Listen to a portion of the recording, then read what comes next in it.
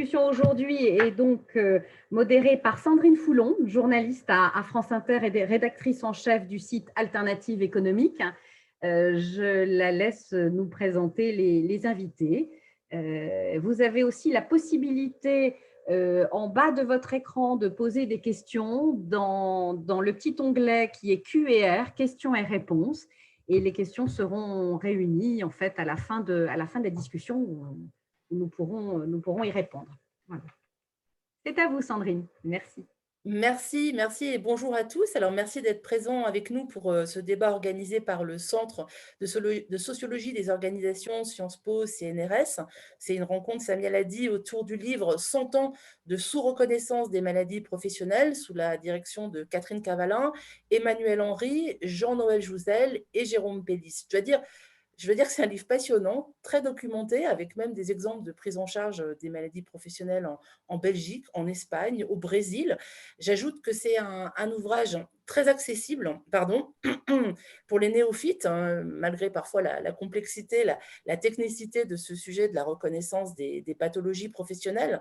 Nous allons d'ailleurs voir pourquoi, depuis la loi du 25 octobre 1919, pardon, c'est moi qui vais être indemnisée, qui indemnise les victimes de maladies professionnelles, la sous-reconnaissance reste un fait social massif.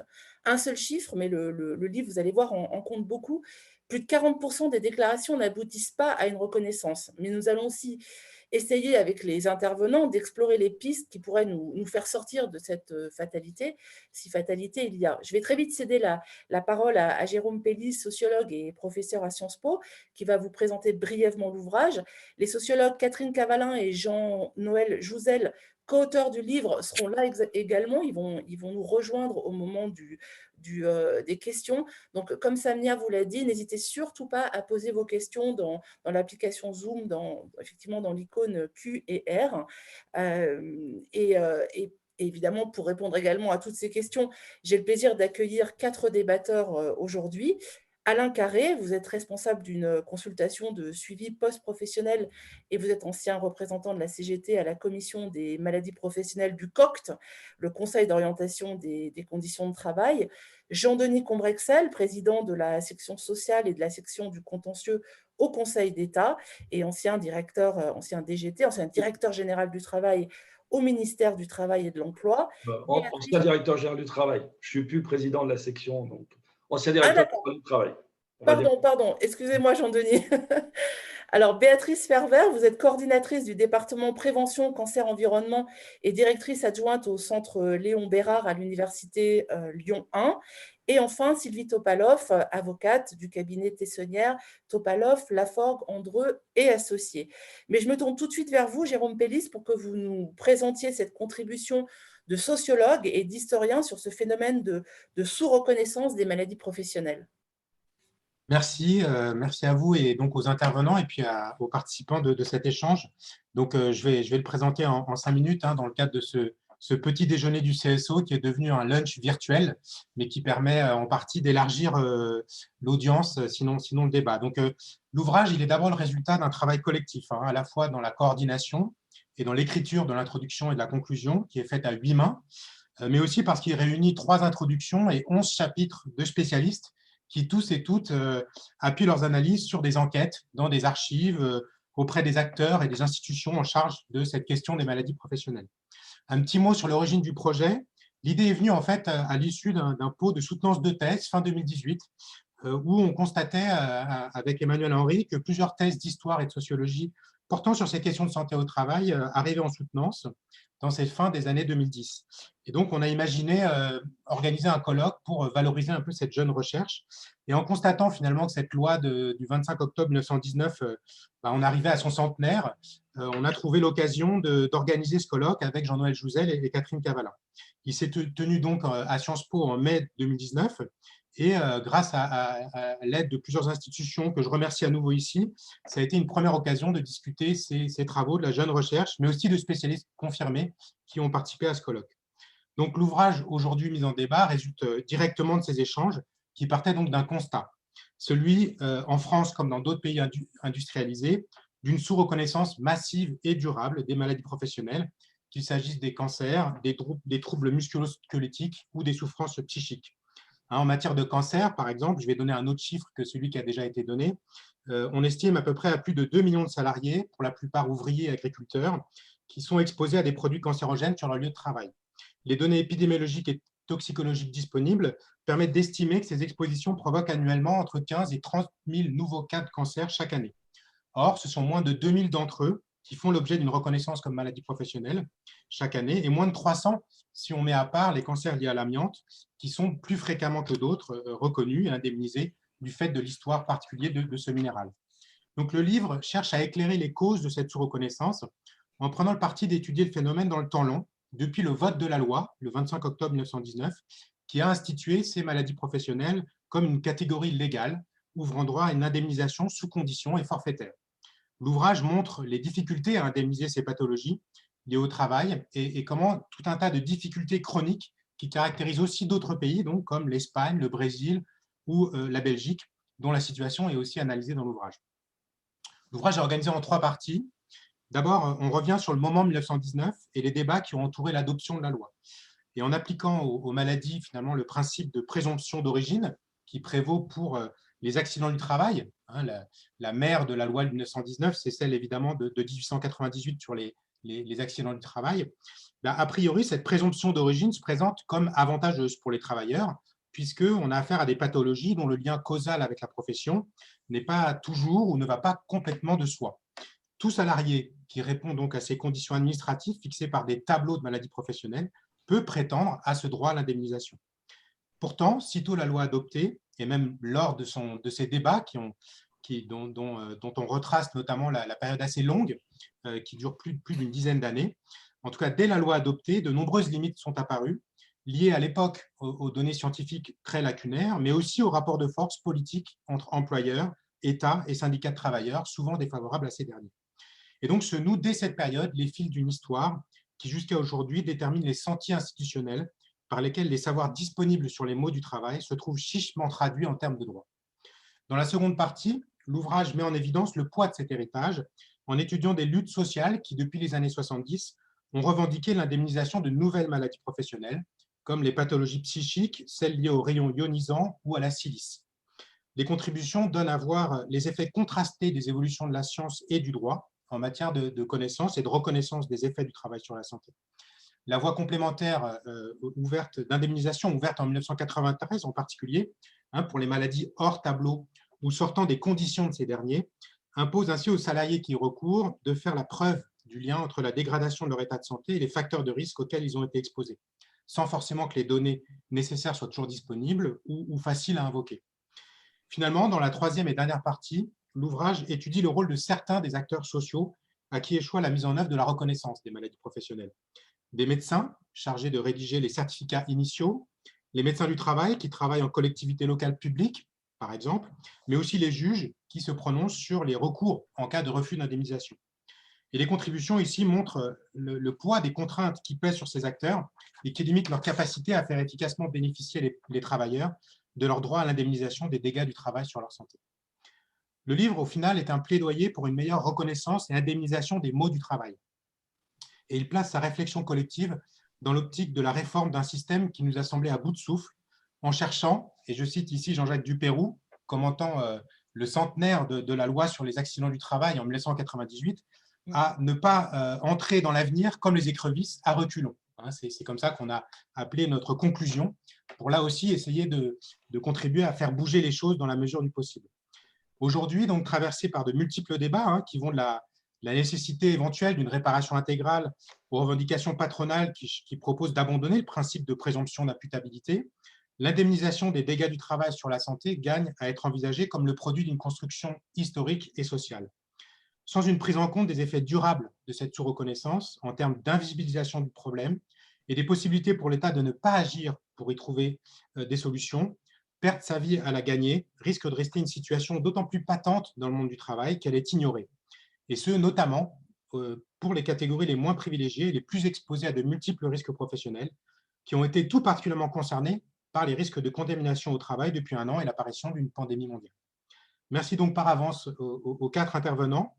je ne vais pas les représenter, pour leur réaction à la lecture de l'ouvrage, les réflexions qu'elle aura pu leur inspirer. Et puis, merci aussi à toutes les questions et réactions de la part du public. Alors, merci beaucoup à vous, Jérôme Pellis. J'avais juste une première question pour vous, juste nous éclairer sur la présomption d'imputabilité, parce que je ne suis pas sûre que tout le monde sache ce que c'est. Est-ce que vous pouvez nous dire en quelques mots de quoi il s'agit? En quelques mots, si jamais votre pathologie s'inscrit dans le tableau, hein, qui est composé de 3 colonnes, avec les symptômes, les conditions d'exposition et de durée, d'apparition, de délai de ces symptômes, eh bien, on ne va pas vous demander de prouver le lien direct entre cette pathologie et l'exercice professionnel, mais on va considérer qu'il est automatique et donc vous aurez droit à l'indemnisation.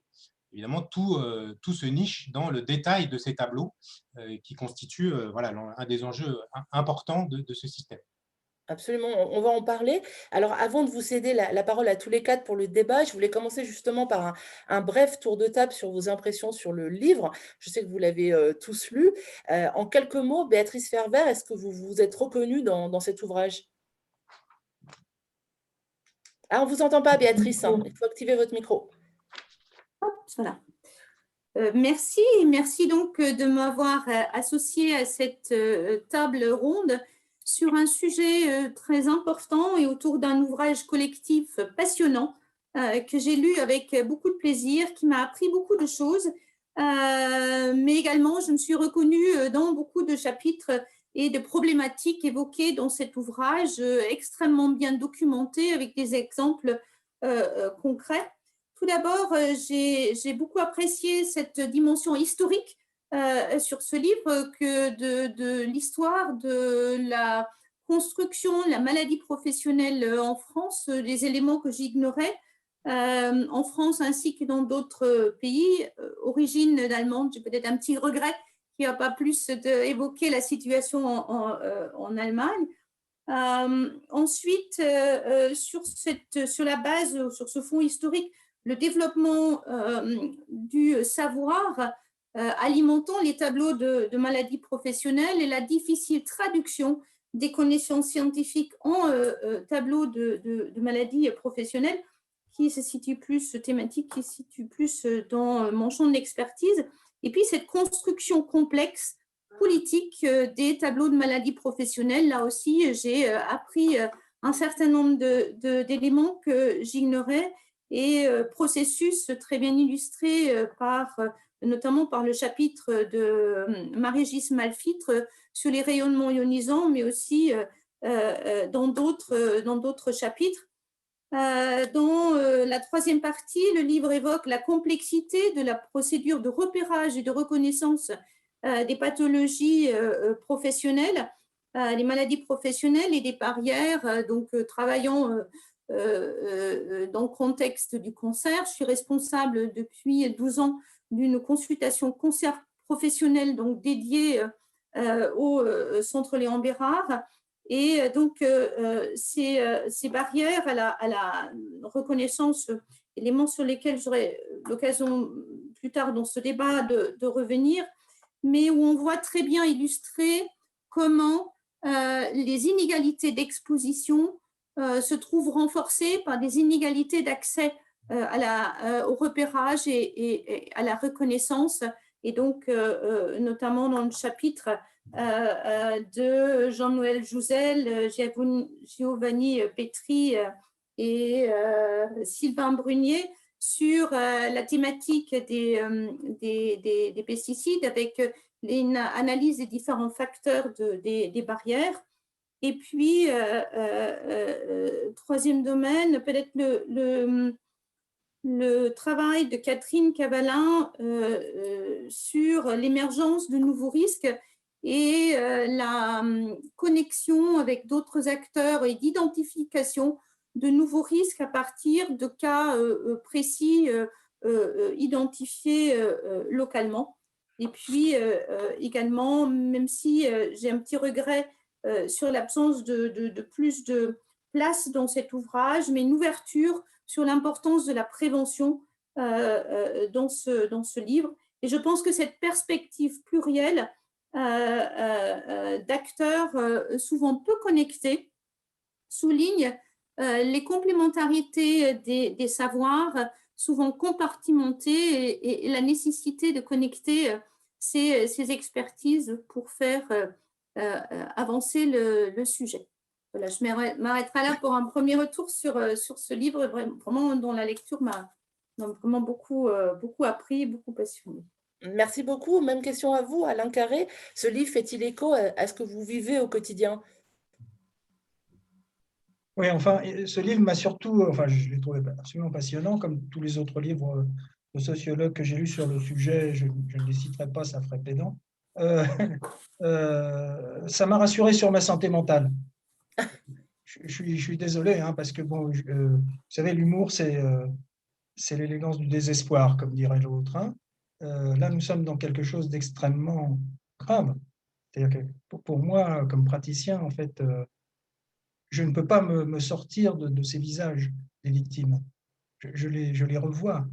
Je vois les familles pleurer quand un d'entre eux décède. Donc, pour moi, ça a un fort poids, disons, affectif. Hein. Et donc, c'est pour ça que je vais faire un peu d'humour. Hein. Je vous prie de m'en excuser, c'est une simple défense. Hein. Donc, moi, j'ai regardé ce livre. Alors, j'ai apprécié tous les articles, hein, mais il y en a 3 qui m'ont vraiment passionné. Il y a effectivement celui qui vient d'être cité, de Marie Guis, dont j'avais suivi la soutenance de thèse, qui est absolument remarquable. Comment dirais-je, le cours panorama historique qu'a fait Anne Marchand également, dont la thèse est absolument remarquable également. Et puis l'introduction de Pascal Marie-Chalard. J'ai trouvé qu'il y avait dans son introduction une juste, comment dirais-je, en soubassement, hein, de cette introduction, une juste indignation, voilà, devant la situation. Je crois que c'est le sentiment qui effectivement ressort de la lecture de ce livre. On ne peut pas ne pas être indigné par cette espèce disons, comment dirais-je, de système organisé de sous-déclaration, malheureusement, qui dépasse largement les frontières du territoire. Hein. On le voit très bien au Brésil, par exemple, dans l'article qui concerne ce pays, et puis en Belgique également. Hein. Mais disons que ça trace un très, très beau panorama, disons, des situations et complètement scandaleuses, bien, mais ça ne prend pas en compte, disons, comment dirais-je, la sous-structure, la structure basse, c'est-à-dire celle qui touche chaque victime, c'est-à-dire les complications que comme médecin qui a fait à peu près 700 déclarations, enfin, excusez-moi, qui a suivi 700 déclarations de maladies professionnelles en 47 ans, la question de la procédure est une question. Les gens pensent qu'ils sont dans un système loyal. Voilà. Et donc, le dur, c'est de leur expliquer que non, ce n'est pas un système du tout loyal, que c'est un système qui est fait pour ne pas reconnaître les maladies professionnelles et que je vais suivre petit à petit le pas pour essayer de contourner les difficultés. Donc ça manque absolument, c'est-à-dire cet aspect, disons, de terrain. Hein. De même, à l'heure actuelle, si vous désirez avoir un certificat médical initial qui est indispensable pour déclarer, vous allez être en difficulté parce qu'il y a des plaintes systématiques des employeurs, 200 à 300 par an. C'est une thèse de médecine, hein, qui les compte, hein, qui porte plainte au Conseil de l'ordre, lequel, ma foi, est compréhensif, hein, avec les employeurs. Et puis, on se fait ramasser aussi au Conseil d'État. Donc, effectivement, comment dirais-je, le système est beaucoup plus dégradé sur le plan, disons, du terrain que ne le montre la surstructure qui est très, très bien décrite et l'évolution historique. Voilà. Moi, je tenais à dire ça. Disons, ça, c'est du côté du médecin du travail, comme praticien. Et puis, alors, comme mandaté à la commission numéro 4 du COCT, alors là, les exemples ne manquent pas. Hein, On y reviendra, oui. Hein, par exemple, il faut que vous sachiez qu'autrefois, il y avait des groupes de travail dans le cadre de cette commission. C'est-à-dire, en fait, les représentants des salariés, les représentants des employeurs se réunissaient avec des experts et tout ça nous permettait, enfin, moi, ça me permettait de pousser les experts un peu dans leur retranchement. Hein. C'est l'objet de ces commissions. Ça a été supprimé. Ça a été supprimé. Il n'y a plus de commission. Il n'y a plus qu'un rapport de l'ANSES qui résume les positions et on fait ça en plénière. Voilà. Donc, vous voyez, déjà, c'est en train de plonger. Vous avez un tableau de maladies professionnelles, par exemple, trichloroéthylène et cancer du rein. Ça fait 3 ans qu'on attend sa signature par le ministre, alors qu'il y avait un consensus entre les partenaires. C'est un truc absolument… Je pourrais vous en citer comme ça, évidemment, si vous regardez les affaires autour du tableau 57A, c'est-à-dire TMS de l'épaule. Oh, alors là, vous me tenez jusqu'à après-demain, hein, parce que… On va y revenir, Alain Carré, on va y revenir, on va entrer dans le vif du débat. Je comprends très bien. Mais je vais laisser la parole juste à Sylvie Topalov pour cette brève introduction. Alors, le livre, évidemment, aborde les phases judiciaires de la reconnaissance. Est-ce qu'il est fidèle à ce que vous avez vécu ou ce que vous vivez toujours? Bien, écoutez, je suis, en ce qui me concerne, entrée en maladie professionnelle il y a maintenant 25 ans au travers d'un dossier emblématique puisqu'il s'agit des travailleurs victimes de l'amiante. Et par la suite, nous avons développé ce travail autour de différents dossiers, que ce soit les essais nucléaires, les risques psychosociaux au travers du dossier de France Télécom ou au travers de la question des pesticides. Alors, ce travail, ce livre m'a également, alors je ne vais pas répéter ce qu'a dit Madame Fervert, mais m'a absolument passionnée parce que pour la praticienne que je suis, c'est l'occasion de lever la tête. On passe notre vie dans le moteur, sous le capot, à faire cheminer avec difficulté nos dossiers. Et là, tout d'un coup, on prend de la hauteur, ce qu'on fait prend du sens, s'inscrit dans une réflexion collective. Et je crois que c'est un ouvrage indispensable pour toute personne qui intervient dans ce domaine. Alors, je dois dire qu'au niveau de mon cabinet, on est une quarantaine à présent à travailler sur ces questions. Ce sera désormais une lecture obligatoire pour prendre vraiment la mesure du système dans lequel nous sommes, qui effectivement, alors je ne serais peut-être pas aussi pessimiste que le docteur Carré, mais je salue encore une fois ses capacités d'indignation absolument intactes. Je pense que quand même, il y a certaines choses qui ont avancé. Et là, je ne parle pas seulement des victimes de l'amiante qui bénéficient quand même d'un régime tout à fait particulier au regard de la création d'un fonds spécifique. Est-ce que d'ailleurs c'était une bonne solution? On pourra y revenir, mais enfin, on a quand même dans certains domaines fait des progrès. Je dois dire qu'en ce qui me concerne, je travaille souvent avec les consultations sur les maladies professionnelles. C'est un apport essentiel où on peut faire converger, puisque c'est tout le problème des maladies professionnelles, faire converger le travail des médecins et le travail des avocats. Donc cet ouvrage me paraît d'un apport tout à fait considérable. Il est extrêmement agréable à lire. Et je pense que tout praticien s'y retrouvera avec une dimension collective qui est tout à fait enrichissante. Merci beaucoup. Alors, Jean-Denis Combrexel, le livre est assez critique sur cette prise en charge insuffisante des maladies professionnelles. Est-ce que c'est un sentiment que vous partagez? Je vous voyais réagir quand Alain Carré disait qu'on se faisait même ramasser par le Conseil d'État. Donc, est-ce que vous partagez tous ces sentiments?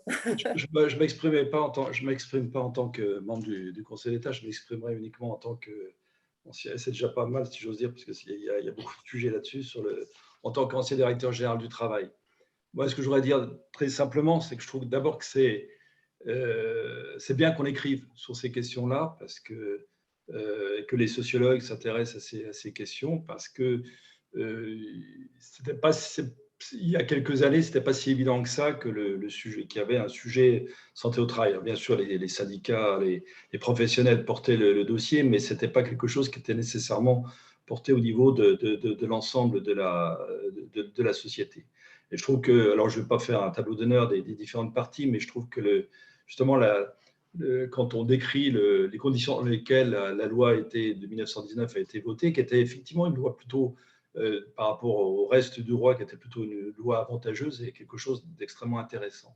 Alors après, pour reprendre l'expression de Jacques Dupérou, il ne faut pas rentrer dans l'avenir à reculons. La question qui se pose, en fait, alors c'est bien sûr la question de la reconnaissance adéquate des maladies professionnelles, mais le but pour l'avenir, quand même, c'est de faire en sorte, j'ose pas dire qu'il n'y ait plus de maladies professionnelles, mais qu'en ait parce que peut-être qu'il y en aura, hélas, il y en aura toujours une partie, mais que le but, c'est de tendre vers une réduction drastique des maladies professionnelles. C'est ça, quand même, l'enjeu. Alors, bien sûr, il faut s'attacher à ces questions de reconnaissance, d'indemnisation, mais ces questions de prévention, et l'ouvrage y fait allusion, sont quand même la priorité absolue. Et quand on parle de prévention, alors le docteur Carré va m'arracher les yeux quand je dis ça, mais voilà, est-ce que la question, c'est uniquement un acteur ou deux acteurs? C'est-à-dire que je pense que la prévention, c'est véritablement l'ensemble des acteurs, y compris les médecins du travail. Qu'est-ce que font les médecins du travail en matière de prévention? Il y a des sujets là-dessus. Autrement dit, je pense que l'ensemble des acteurs sont concernés quand on parle de prévention. Et ça doit être, si on veut vraiment aller vers l'avenir, il faut se préoccuper de ces questions de réduction drastique des maladies professionnelles. Alors après, si on aborde, et là aussi c'est abordé dans l'ouvrage, sur les questions de maladies professionnelles, je pense que, et là c'est une expérience l'expérience que je peux avoir en tant qu'ancien DGT, il faut bien sûr parler des nouvelles pathologies TMS et puis les risques psychosociaux, mais l'ouvrage d'ailleurs ne fait pas cette erreur. Je pense qu'il faut avoir une vision très large des maladies professionnelles et de pas, parce que parfois on a une vision, alors, entre guillemets, journalistique un peu de ces questions-là, où on considère que voilà, il y a les risques psychosociaux, il y a les TMS. Ce n'est pas du tout dans mon propos de dire que ces questions-là ne sont pas importantes, elles sont essentielles, mais n'oublions pas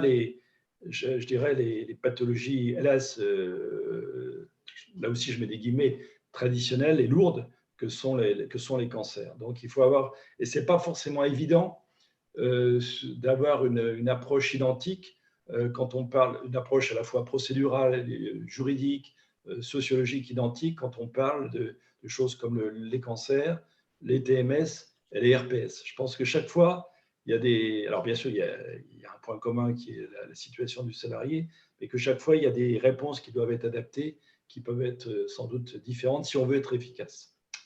Voilà.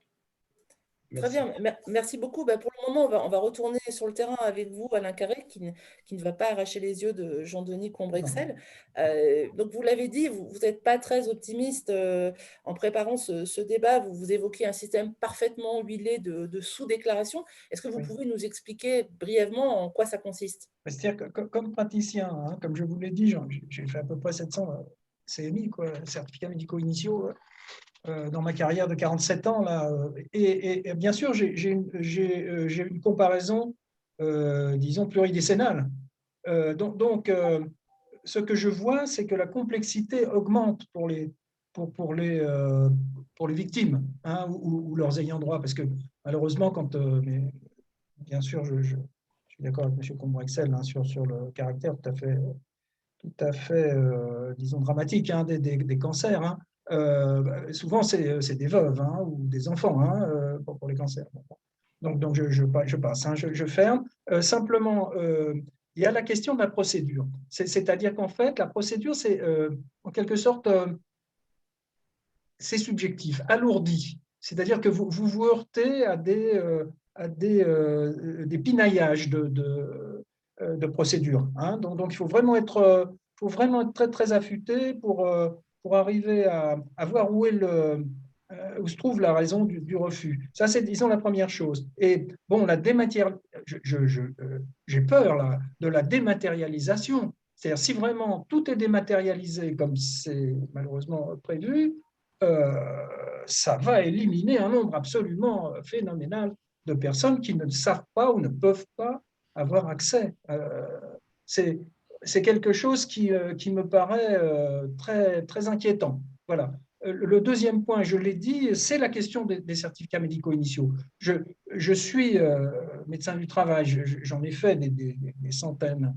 Je ne comprends pas disons, la frilosité des médecins du travail dans la rédaction des certificats médicaux initiaux. Je le dis très, très calmement. Je pense que cette frilosité, ce qu'on dit dans mon assos, c'est les médecins du travail ne sont ni des héros ni des héros, c'est la question du rapport de force. C'est-à-dire qu'en fait, les médecins du travail sont dans un rapport de force extrêmement défavorable, ils sont submergés par les effectifs, ils sont soumis à des pressions dès qu'ils veulent faire quelque chose, des pressions des employeurs, parce que contrairement à ce que dit M. Combrexel, la prévention n'est pas au top à l'heure actuelle. C'est-à-dire qu'en fait, c'est la sous-prévention qui est recherchée par les entreprises. Je ne vous citerai que les cancérogènes.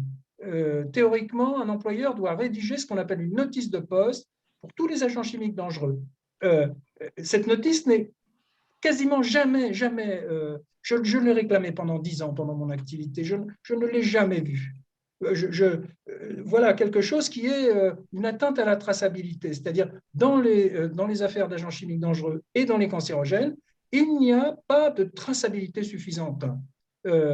Ou alors une traçabilité, disons, théorique qui ne repose pas sur la réalité du travail. Voilà. La question du sabotage de la traçabilité, par exemple pour les agents chimiques dangereux, puisque je partage l'avis de M. Combrexel, c'est un point très important. Elle a été éradiquée en 2012, juste avant le départ de M. Sarkozy.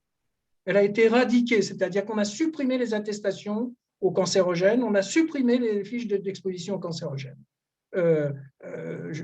Par décret. Et donc, bien sûr, alors on avait toujours quelque chose sous la table, c'était la pénibilité. Alors, la pénibilité a été sabotée, c'est-à-dire les critères d'accès à la pénibilité sont absolument inatteignables. Je vous défie, j'ai essayé de comprendre comment on allait pouvoir, disons, exciper d'une pénibilité pour les cancérogènes. Oh là là, il y a 4 pages, voilà, c'est même pas officiel. Donc, vous voyez, il y a une volonté vraiment dans mon domaine là, de suivi post-pro, c'est l'article D461-25 du Code de la sécurité sociale, qui dit que sur production d'une attestation de l'employeur et du médecin du travail, on peut avoir un suivi post-professionnel, c'est-à-dire en fait une prévention secondaire des cancers professionnels pour les trouver le plus vite possible, pour qu'ils fassent le moins de dégâts possible. Eh bien, cette attestation n'est pratiquement jamais rédigée. Jamais. Donc, évidemment, je fais un travail d'expert pour attester, mais c'est absolument anormal. Je veux dire, si par exemple, on ne m'a pas donné d'attestation, employeur ou médecin du travail, et que malheureusement, je suis victime d'un cancer professionnel, il y a un nom pour ça, ça s'appelle la perte de chance. J'attends que les victimes aillent au civil en perte de chance contre les employeurs et les médecins. Ça changerait quelque chose, moi, à mon avis. Parce que bien évidemment, cette occultation de la traçabilité, c'est quelque chose qui dépasse l'entendement. C'est-à-dire qu'en fait, on va nier par exemple, là, bon, il y a des mineurs qui sont, je m'occupe aussi de mineurs, qui sont allés en préjudice d'anxiété. Préjudice d'anxiété, il y a un contre-argument de leur employeur pour dire que non, ils n'ont pas de raison d'être inquiets, il n'y avait rien. Voilà. Et ils nient l'exposition à la silice. Non, mais vous réfléchissez, on est dans une mine de charbon. Et il n'y aurait pas de silice. Ou alors, non, il y en a un tout petit peu, et puis l'ARH nous permet de baisser le taux à des niveaux tout à fait acceptables. Sauf qu'ils ont oublié que la silice, depuis 2 mois, c'est un cancérogène, certains EU. Hein. Donc là, il va falloir peut-être revoir le tableau, là. Hein. Parce que le tableau, lui, il demande qu'on reconnaisse les cancers seulement quand les gens sont silicosés. Moi, je serais au ministère du Travail, je me poserais quand même quelques questions. Hein. Voilà. Donc, vous voyez cette question de la traçabilité, cette question de la prise en compte dans les tableaux de la réalité des expositions, elle n'existe pas. C'est un scandale permanent pour moi. D'accord. Alors, Béatrice Ferver, vous aussi, vous êtes praticienne, vous voyez ça tous les jours en consultation? Oui, je veux juste dire un mot de... Oui, allez-y, Sylvie Topalov. Oui, pardon. Encore une fois, docteur Carré, vous avez raison. Néanmoins, vous ne pouvez pas évoquer la question du préjudice d'anxiété des mineurs sans dire que nous avons gagné. Et qu'au bout du compte, la procédure a été longue, que l'employeur a contesté l'exposition, mais qu'il y a 15 jours, la Cour d'appel de Douai a rendu un arrêt favorable aux mineurs. Donc, pas tous les mineurs. Il y en a d'autres qui sont en préjudice d'anxiété. Mais d'ailleurs, vous pouvez, Sylvie Topalov, expliquer en 2 mots le préjudice d'anxiété? Le préjudice d'anxiété, c'est vous avez été soumis à... pardon, excusez-moi, madame. Non, mais je vous en prie. Je vous en prie. Allez-y, Sylvie Topalov. L'idée du préjudice d'anxiété que nous avons commencé à introduire, des demandes que nous avons commencé à introduire avec les personnes ayant été exposées à l'inhalation de poussière d'amiante, nous avons décidé de l'étendre à d'autres salariés qui étaient exposés à des produits toxiques et dont l'espérance de vie était réduite. Et donc, nous avons considéré que les mineurs, par exemple, étaient une population particulièrement exposée à des produits dangereux. Alors, certes, la procédure était longue et cela concerne bien évidemment des salariés qui ne sont pas malades. Donc là, on est hors du champ de l'application des législations sur les maladies professionnelles. Le préjudice d'anxiété, c'est l'anxiété dans laquelle on est, de la crainte qui est celle du salarié d'avoir été exposé et donc de contracter une maladie. Donc, en dehors de toute déclaration de pathologie, on voulait voir reconnaître l'indemnisation, obtenir l'indemnisation de ce préjudice d'anxiété. Alors, ça n'a pas été facile pour l'amiante, nous tentons de l'élargir à d'autres, et donc je rappelais simplement au docteur Carré qui faisait référence à cette procédure, pour ne pas totalement tous nous décourager, que cette procédure a quand même été gagnée et que les 787 demandes que nous avons introduites à Douai ont été acceptées, puisque chacun a bénéficié d'une indemnisation qu'on peut juger certes insuffisante, mais qui était quand même de 10 000 € par mineur. Et aucun des mineurs n'a été écarté. Donc voilà, c'est un succès quand même qu'il faut saluer. Il est modeste, j'en conviens, mais tout n'est pas perdu. Tout n'est pas perdu, et c'était le sens de ce que je voulais dire après. Tant qu'effectivement, il y a un mouvement social derrière. Sinon, effectivement, on a certainement de la peine à faire avancer les choses. D'accord, on y reviendra. Oui. Béatrice Ferver, donc vous voyez tous les jours des personnes en consultation. Je ne vais pas rappeler les chiffres de Jérôme Pellis sur la reconnaissance des cancers professionnels qui sont très faibles. Mais justement, expliquez-nous pourquoi cette prise en charge est si difficile et est-ce qu'on peut agir en amont? Vous avez développé, vous, à Lyon, une initiative intéressante. Est-ce que vous pouvez nous en parler? Oui, merci. Alors, effectivement, ce livre fait beaucoup écho à l'activité qu'on a mis en place depuis une douzaine d'années au Centre Léon Bérard à Lyon, en collaboration avec les médecins de santé au travail du Centre de consultation des pathologies professionnelles des Hospices civils de Lyon. Pour répondre au difficile accès des patients atteints de cancer, à la repérage des expositions professionnelles et à la reconnaissance de leur maladie. En fait, pour aider le patient à faire valoir ses droits dans le contexte spécifique de la prise en charge cancérologique. Alors, on s'était rencontrés en 2008 avec les collègues, notamment le professeur Alain Bergeret et le professeur Barbara Charbotel des Hospices civils de Lyon. Et nous, on avait fait une évaluation et on s'était rendu compte qu'on avait exactement sur 10 000 nouveaux patients chaque année, plus de 10 000 nouveaux patients chaque année au Centre Léon Bérard, on voyait exactement 4 à la consultation des pathologies professionnelles. Et les collègues de la santé au travail faisaient eux aussi le constat que les troubles musculo-squelettiques venaient souvent à la consultation et beaucoup moins ou très rarement les patients atteints de cancer. Et de là est née l'idée de créer une consultation dédiée cancer professionnel pour permettre aux patients un accès à l'expertise relative aux expositions professionnelles sur le lieu de leur prise en charge cancérologique, initiative qu'on a évaluée, sur laquelle on a publié à plusieurs reprises et qu'on a plus récemment testé aussi dans d'autres villes, pareil, avec ce binôme cancérologie et santé au travail, dont à Lille, avec Catherine Nice et Nadège Lepage, à Caen, à Clermont-Ferrand, à Dijon et à Avignon. Et donc, à chaque fois, à conclure que cette double expertise est effectivement importante pour permettre aux patients de faire valoir ses droits. Je voulais revenir sur deux aspects de cette consultation. Je trouvais sur certains aspects, donc d'une part, les barrières qui peuvent exister de l'accès à la consultation, et puis d'autre part, la difficile traduction des connaissances scientifiques en niveau de preuve et l'acquisition de nouvelles données scientifiques. Donc, tout d'abord, par rapport à la consultation, alors je trouvais sur certains passages, et je rejoins Madame Topalov sur le fait que parfois je trouvais le livre un petit peu à charge du fait que justement, il n'y a pas mention des initiatives, bon, la nôtre qui n'est pas suffisamment connue, mais aussi des consultations des pathologies professionnelles, puisqu'on n'est pas les seuls à avoir cette démarche d'aider le patient à faire valoir ses droits. Et la difficulté, très clairement, moi je suis cancérologue à la base, je mène des recherches en épidémiologie, donc j'ai un peu la double casquette et je fais moi-même les consultations.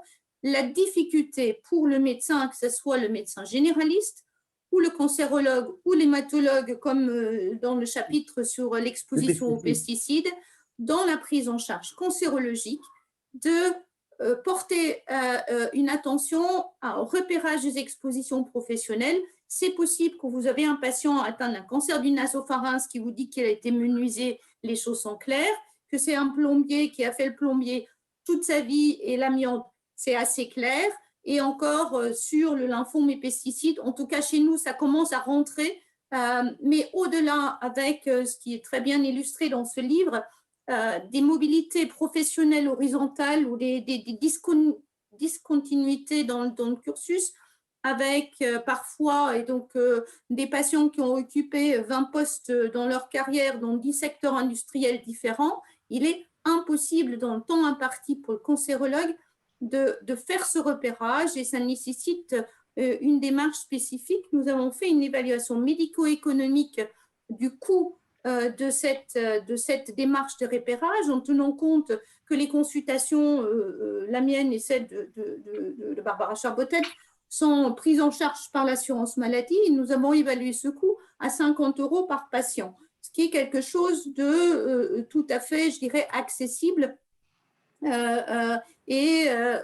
avons jusqu'à présent eu des financements recherche pour couvrir ces coûts-là et nous rentrons dans la phase où il n'y a pas de dispositif pour permettre de financer ce repérage des expositions professionnelles. Nous avons mis en place un processus de repérage systématique des expositions professionnelles pour les patients atteints d'hémopathie maligne et pour les patients atteints de cancer bronchopulmonaire. D'ailleurs, au passage, par rapport aux questions soulevées sur la fraction de risque attribuable, ce qu'on peut dire avec maintenant 1400 patients atteints de cancer bronchopulmonaire ayant bénéficié de ce processus de repérage, nous trouvons exactement les 15% attribuables à l'exposition professionnelle tels qu'ils ont été calculés pour le cirque. Donc, je pense que ce chiffre, en tout cas, en ce qui concerne les cancers bronchopulmonaires, finalement, on le retrouve sur le terrain. Les difficultés, comme... Béatrice Pervers, vous disiez que c'était 50 €, mais ce qui est important, c'est de dire que ça dure 1 heure. Enfin, on prend le temps de… Et nos consultations qui ne sont pas comptées dans ces 50 €, puisqu'on est salarié et on a la chance de pouvoir y consacrer du temps. C'est des consultations qui sont longues et qui durent souvent 3/4 d'heure, 1 heure, et qu'après, ce n'est pas fini, puisque pour beaucoup de patients, on fait une revue de la littérature spécifique. Il faut identifier des associations, qu'on ne sait pas, des cas très standards qui rentrent dans le tableau maladie professionnelle, notamment l'amiante. Nous prenons contact avec le médecin de santé au travail où nous analysons d'autres documents. Je rejoins M. Carré, puisque, effectivement, très rares sont les patients qui bénéficient d'une attestation de suivi post-professionnel ou encore d'une traçabilité de leur exposition. Si on regarde, donc voilà, la barrière médecin, c'est un barrière réel. Il est aussi la reconnaissance du cancer en maladie professionnelle ne change rien au pronostic du patient et rien à la prise en charge. Ce qui fait que ce n'est pas aujourd'hui une priorité dans la prise en charge déjà complexe de ces patients, d'où effectivement l'idée de créer cette consultation spécifique pour les patients. Il y a d'autres barrières. Il y a une barrière qui est soulevée, je crois que c'était aussi dans le chapitre par Jean-Noël Jouzel et ses collègues sur les hémopathies malignes, c'est le sentiment de culpabilité du patient. Et je pense du côté patient, il y a d'autres facteurs qui méritent d'avoir en tête, qui sont des barrières, en tout cas de ce que nous avons analysé, importantes. Et effectivement, la culpabilité, et c'est illustré avec l'exemple des expositions aux pesticides. Il y a aussi la culpabilité avec des patients ayant fumé qui disent non, mais j'ai fumé, c'est certainement un risque plus important, ils n'ont pas tort, mais néanmoins, ce n'est pas pour autant qu'ils ne peuvent pas bénéficier d'une reconnaissance en pathologie professionnelle de leur maladie, sachant que le système aujourd'hui ne prend pas en compte des données scientifiques qui existent, par exemple pour amiante et tabac, qu'on a des synergies avec des risques additifs entre tabac et amiante. Mais on a d'autres difficultés qui sont aussi cette maladie du cancer. Le diagnostic d'un cancer, c'est quelque part un arrêt sur l'image. Arrêt sur l'image, vous êtes présent dans la maladie et lorsque vous avez le pronostic vital qui est engagé, il est très difficile de se projeter en avant pour faire valoir ses droits. Et donc là, une difficulté d'accès à cette démarche, puisque vous êtes dans le ici et maintenant, et faire valoir ses droits, il faut se projeter dans l'avenir. Cette démarche de repérage nécessite aussi au contraire, de se remettre dans le passé pour reprendre tout son cursus professionnel, difficile pour certains patients, notamment à mobilité importante sur les postes, mais aussi, et j'ai quelques exemples qui m'ont fait beaucoup réfléchir, c'est de se confronter à ce que j'ai fait dans ma vie, de savoir que c'est le métier que certains ont aimé qui les a rendus malades. Et je me souviens d'un couple qui était venu donc le patient était plombier, et quand j'ai dit que c'était peut-être son métier qui était à l'origine de sa maladie, le patient et son épouse sont fondus en larmes en disant c'est pas possible, mon mari est parti en chantant au travail tous les jours, et là vous dites que c'est son métier qui l'a rendu malade. Ce qui m'a rendu très, très prudent dans l'annonce d'une imputabilité, puisque ça met en cause aussi tout le passé du patient dans certains cas, et j'ai d'autres exemples de ce type-là. À cela s'ajoute... On va peut-être y revenir parce que le temps file, Béatrice Fervert. Le temps file, voilà. Donc, je vais juste, voilà, il y a d'autres raisons comme la fatigue du patient, le fait que ça change rien à son pronostic, et aussi, nous avons publié là-dessus que beaucoup de patients ne veulent pas causer de tort à leur employeur et ne souhaitent pas s'engager dans la démarche puisque leur employeur a toujours permis de bien vivre et que globalement, ils ont bien aimé de ce qu'ils ont pu faire comme travail tout au long de leur vie. Béatrice, je vais passer la parole à Topalov parce je vois qu'on a énormément de questions, donc on va avoir du mal à très bien. caser dans le temps qui nous reste. Alors, Sylvie Topalov, on a beaucoup parlé de l'amiante. Est-ce que, on a parlé aussi justement du régime spécifique de l'amiante qui a eu des longues batailles et beaucoup de grandes victoires aussi. Est-ce qu'il faut aller vers un système de réparation intégrale? Parce que je rappelle qu'aujourd'hui, la réparation est forfaitaire. Je voudrais juste ne pas avancer à reculons, comme on disait tout à l'heure. Je voudrais néanmoins très, très brièvement revenir sur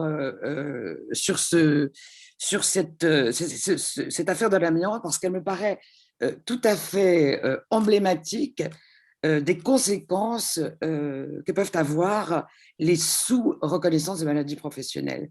Très brièvement, en 1996, lorsque Jean-Paul Tessonnière et moi-même avons été sollicités par une mutuelle de Saône-et-Loire qui s'occupait des anciens ou des travailleurs de l'usine Eternit et qui souhaitait mettre en cause la responsabilité de leur employeur qui était un transformateur d'amiante et qui donc exposait les salariés massivement et sans protection à un matériau dangereux. Lorsque nous sommes arrivés dans cette ville de Vitry-en-Charolais, on a été… Alors, ça a commencé par une réunion d'information, ne vous inquiétez pas, je ne vais pas rentrer dans tous les détails, mais ça me semble extrêmement éclairant.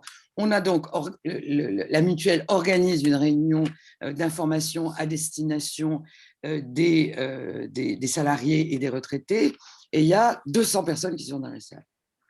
Et chacun est porteur d'asbestose, de plaques pleurales, a perdu son père, sa mère, son frère, d'un mésothéliome, d'un cancer bronchopulmonaire, etc. Et quand on fait l'état des lieux du nombre de personnes qui ont été reconnues, on a un chiffre totalement dérisoire. Mais alors que on est dans une situation, au demeurant juridiquement extraordinairement simple, on a un tableau de maladies professionnelles depuis 1945 qui liste les travaux. L'usine Eternit fait travailler dans les travaux qui sont décrits sur la troisième colonne, et on a des salariés demeurant dans des situations extrêmement simples, puisqu'on est encore à la période de longue carrière, et on peut même dire que cette usine qui datait de 1922, on y entrait de père en fils. Donc la situation était extrêmement simple. Et la loi de 1919 n'avait pas permis de voir émerger ce scandale sanitaire qui se passait sous nos yeux. En fait, cette catastrophe était tout simplement invisible, alors qu'on avait un dispositif légal dont on ne comprenait pas pourquoi il ne fonctionnait pas. Et là, et c'est là que, à mon sens, ce combat est emblématique, c'est qu'il a fallu la conjonction d'un certain nombre d'éléments disparates, un pneumologue qui arrive à l'hôpital de Dijon et qui s'inquiète du nombre dans ce service de pneumologie d'anciens salariés de l'usine. Il faut une mutuelle qui se dise mais ces maladies professionnelles qui ne sont pas reconnues, comment ça se fait que ça coûte à la mutuelle? Il faut engager la responsabilité des salariés. Il faut que finalement se constitue un comité de défense des victimes de l'amiante pour qu'on fasse bouger les choses. C'est-à-dire que s'il n'y avait pas eu une prise en charge collective au travers d'une association qui réunissait d'anciens syndicalistes, puisque il faut bien quand même reconnaître que dans un dossier comme celui-là, les organisations syndicales ont été totalement défaillantes. Ce n'est pas les organisations syndicales qui ont porté ce dossier,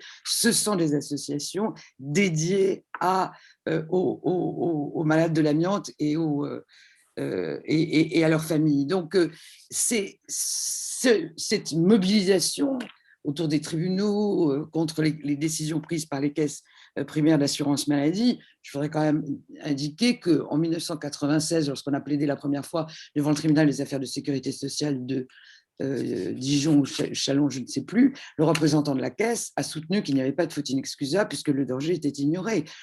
On venait quand même de très très loin.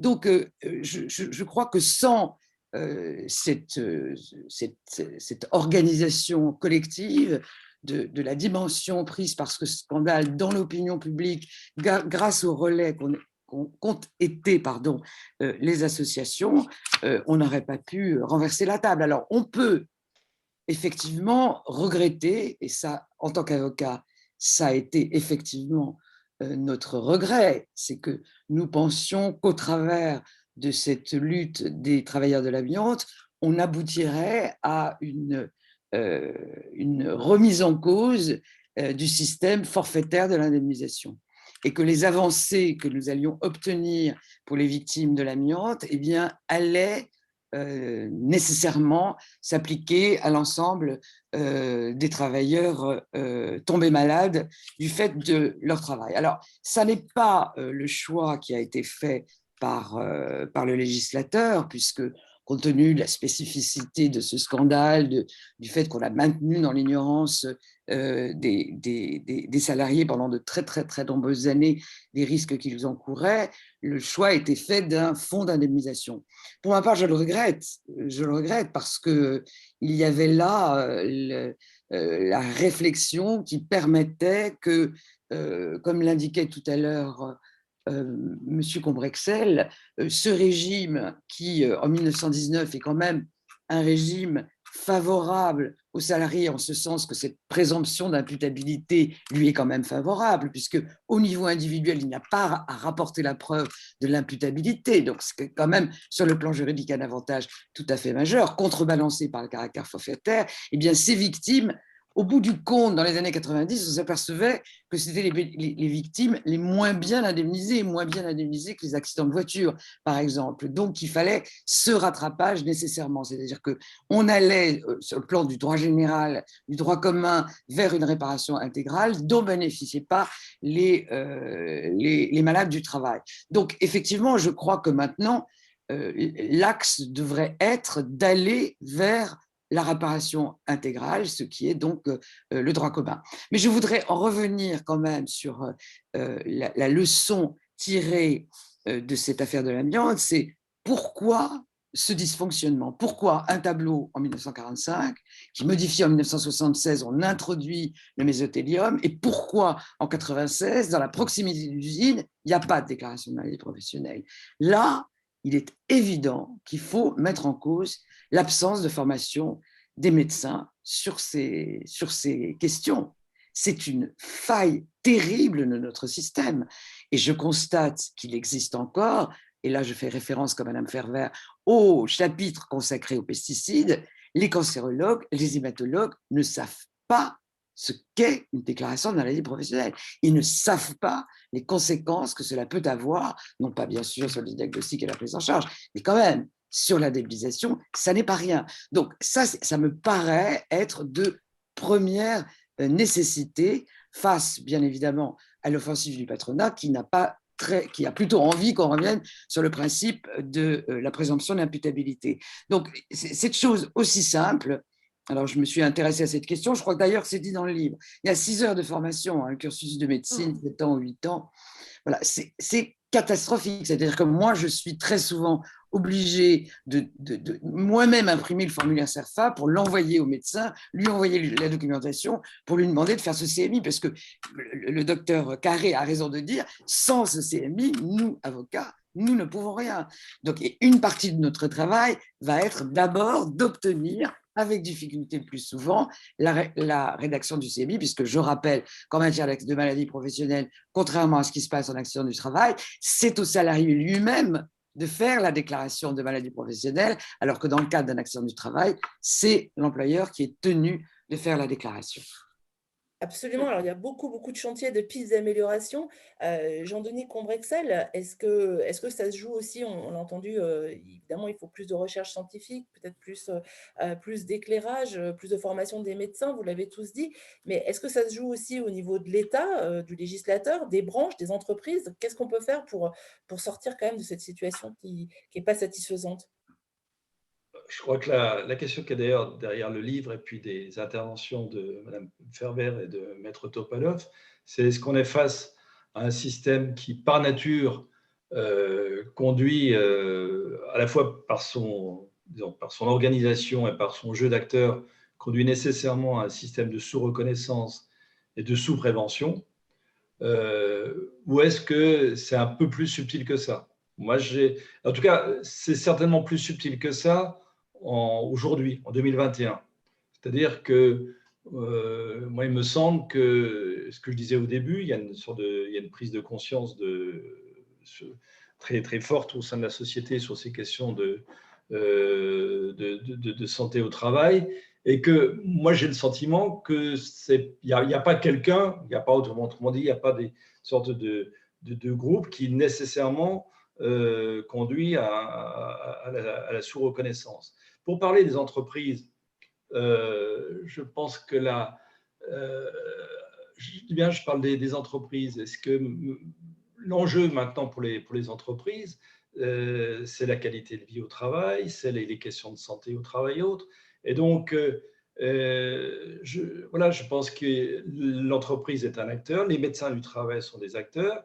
Et alors, il y a sans doute des progrès. Je pense que si on se mettait tous autour d'une table, il y a sans doute des progrès à faire, des réformes éventuellement à modifier et autres. Mais je pense qu'il faut quand même, comme me semble-t-il, je ne suis pas si pessimiste que certains peuvent le dire. Je pense qu'on a un jeu d'acteurs actuellement en 2021 qui fait qu'on peut faire avancer les choses et qu'on ne va pas nécessairement vers la sous-reconnaissance et la sous-prévention.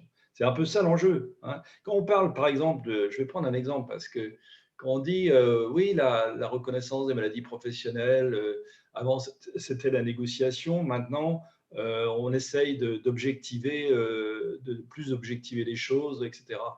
Est-ce qu'en soi, ça témoigne d'une intention de sous-reconnaissance? Non, c'est simplement le fait que c'est une sorte d'accroître la légitimité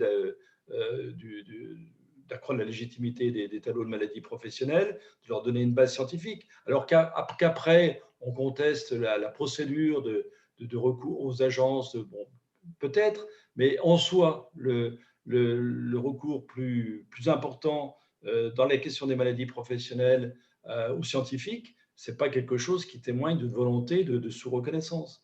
Donc, je pense qu'il faut faire attention à ces questions-là. On est en 2021. Je pense que si jamais on veut rendre hommage à ce livre qui est écrit sur les 100 ans, on est en 2021. Je pense qu'il y a beaucoup d'acteurs, je dis bien beaucoup d'acteurs, qui veulent progresser sur ces questions de santé, de maladies professionnelles et de prévention. Et il faut jouer maintenant avec cette prise de conscience, qui n'était pas évidente, effectivement, je ne vais pas revenir sur ce qu'a dit Maître Topalov, qui n'était pas évidente il y a quelques années. Il faut capitaliser maintenant sur cette évolution et puis faire avancer les choses. Pardon, absolument, j'avais mon micro fermé. Merci beaucoup. On a beaucoup de questions. Je crois qu'on peut aller jusqu'à 14h15, parce que là, je vois qu'il y a énormément de questions pour vous tous. Alors, je vais essayer de les regrouper, parce qu'il y en a pas mal sur, évidemment, les tableaux, les fameux tableaux. Donc, l'existence même de tableaux de maladies professionnelles souvent très limitatifs et restrictifs ne représente-t-elle pas un frein à la reconnaissance des atteintes à la santé? Évidemment, je la couple avec une autre sur les tableaux. Alors, pourquoi les discussions scientifiques qui ont conduit à la création des tableaux ne sont pas rendues publiques par le ministère du Travail, ainsi que les PV de réunion? Ce sont pourtant des documents publics dès lors que les tableaux sont créés. Alors, je ne sais pas si Catherine Cavalin, qui nous a rejoint, veut répondre à cette question. Ou Emmanuel Henry. Je ne sais pas si vous m'entendez. Ouvre les accès. Allez-y, allez-y. Ah, je ne vous entends pas. Catherine Cavalin. Alors, je crois qu'il faut juste que vous enleviez votre micro.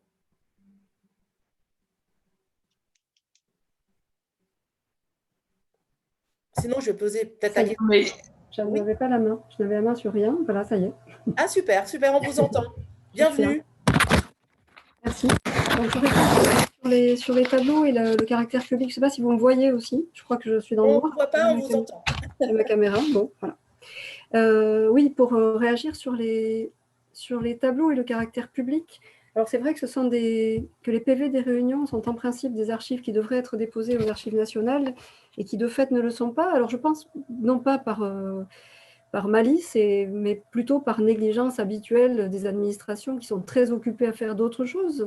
Donc, il y a un défaut de dépôt de ces documents aux archives nationales. Et moi, par exemple, quand j'ai travaillé dessus pour recomposer les débats qui ont eu lieu depuis la fin des années 90 sur les pneumoconioses, j'ai eu la chance de bénéficier de la bonne volonté de l'administration qui a cherché dans tous ses placards pour retrouver les PV. Mais c'est vrai que du coup, en termes historiques de dépôt d'archives, c'est un vrai manque.